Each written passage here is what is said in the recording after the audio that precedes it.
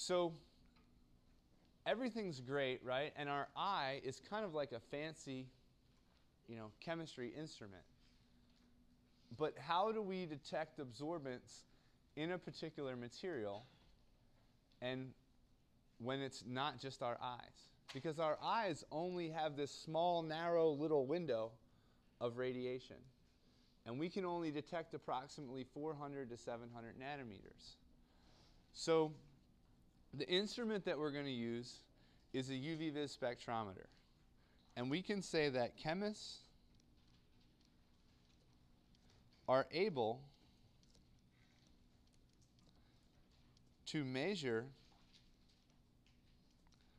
the wavelength of light a material absorbs by UV-Vis spectroscopy. And the instrument that's used is called a UV-Vis spectrometer.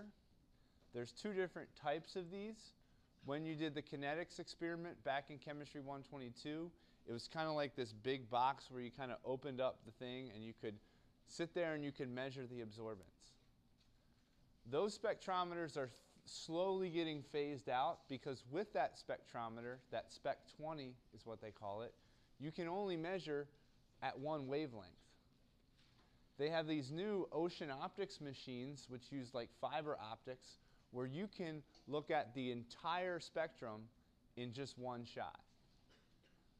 And this makes it so much easier for us because you can look at that in one shot, export it out as an Excel file, and you don't have to take data points throughout the entire experiment. You can just copy and paste them into an Excel file.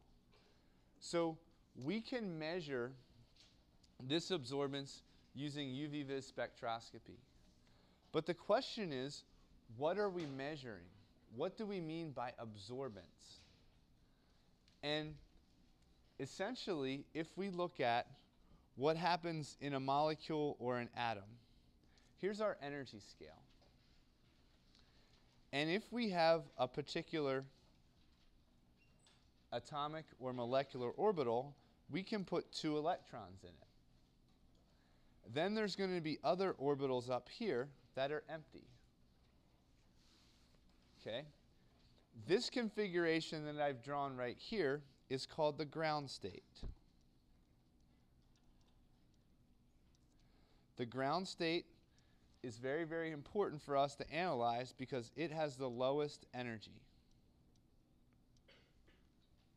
So our lowest energy configuration that we have is called a ground state. No matter what happens in a solid or a material or an ion or a molecule or anything that we have in chemistry, everything is going to be done to achieve this ground state or lowest energy configuration. If I want to take an electron and promote it up to this higher energy level, I need to add energy. So if I go from a ground state to something called an excited state, we must add energy. And now our electron configuration can look something like this.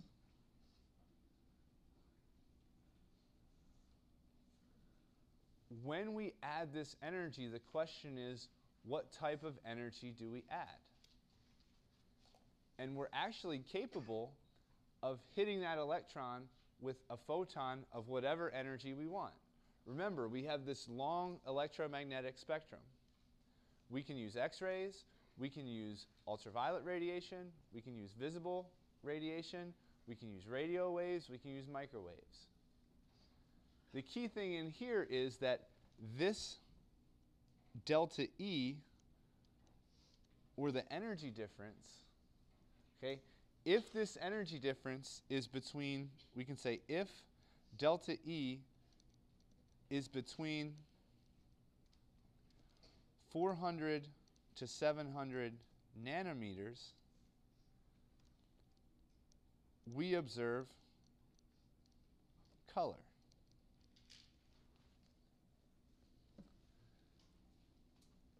And one of the cool things about this is that if I have two energy levels that are different like this, and I change them slightly, we can change the color and we can manipulate things.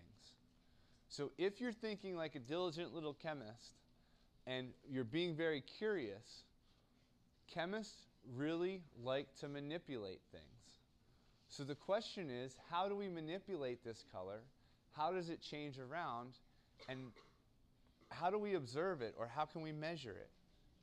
So what we have to have is a good, a good foundation and a good background of how these particular orbitals are formed and how we can manipulate them.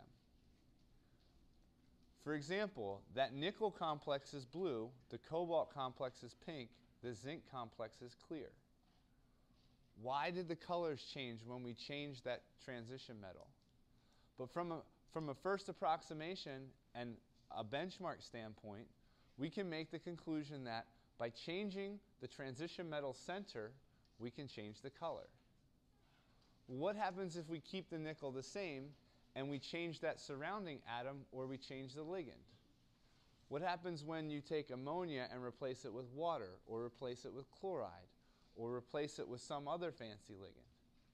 What happens to the color? And how can we analyze these complexes, and how can we come up for a concrete reason why the colors of this formed? Okay, so let's kind of go back now to what a UV-Vis spectrometer does.